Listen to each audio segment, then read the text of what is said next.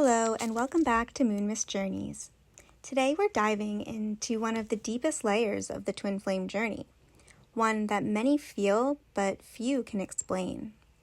Why does the pain feel so ancient? Why do our wounds feel older than this lifetime? And how do past life traumas repeat or finally resolve through the sacred mirror of our twin? If you've ever felt like the love, the fear, the ache, or even the conflict between you and your twin doesn't make sense in the context of this life alone, you're not wrong.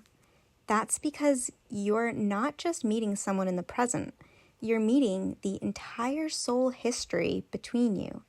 And this is how healing truly begins. The twin flame journey is not just a story of the now, it's a story of remembrance. When twin flames meet, it's often the collision of lifetimes, stories of love, loss, betrayal, sacrifice, and reunion left undone. You're not only falling in love with a person, you're feeling the echo of every version of them your soul has ever known. Many of the challenges that arise between twins, the triggers, the mistrust, the intensity, are not new. They are resurfacing of emotional patterns that have played out again and again. For example, that fear of abandonment may come from a lifetime where one of you died young, leaving the other behind in unbearable grief. Possessiveness or urgency may stem from a life where reunion never came or was tragically cut short. Another is a fear of betrayal, which might have traced back to a life where trust was broken, either by choice or by circumstances. The pain feels disproportionate now because it is. It doesn't just belong to this moment, it belongs to a soul memory. But here's what's sacred. These traumas don't return to punish you. They return to offer you a second chance. The twin flame connection is not random. It's catalytic. It's designed to bring everything unhealed to the surface. This isn't to destroy you, it's here to transform you. Unlike other relationships, your twin will often mirror your past life wounds with uncanny precision.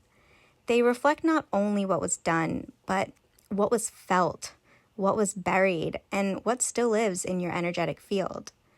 Sometimes the tears you cry in their absence are not just for now. They are the release of griefs that had no voice centuries ago. Sometimes the longing you feel isn't new. It's the ache of every lifetime you waited and never found them. But in this lifetime, this is your opportunity to end the cycle. What was once met with silence can now be spoken. What was once left in fear can now be faced in love. If you lost your twin in one life, this life may teach you presence, the sacred act of staying.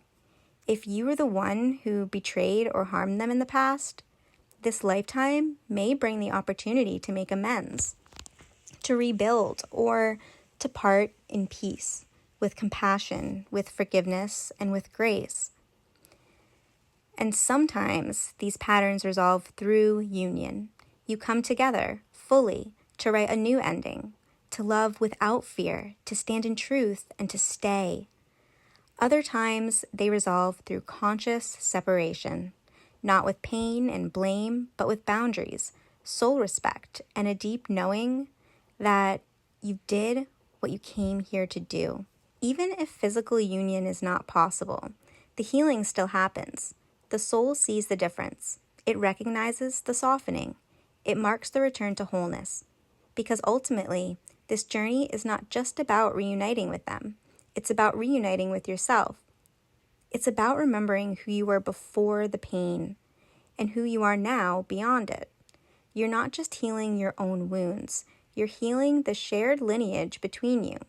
You are unwinding karmic threads that once bound you in fear. You are rewriting your story, not in grief, but in light, and that is sacred.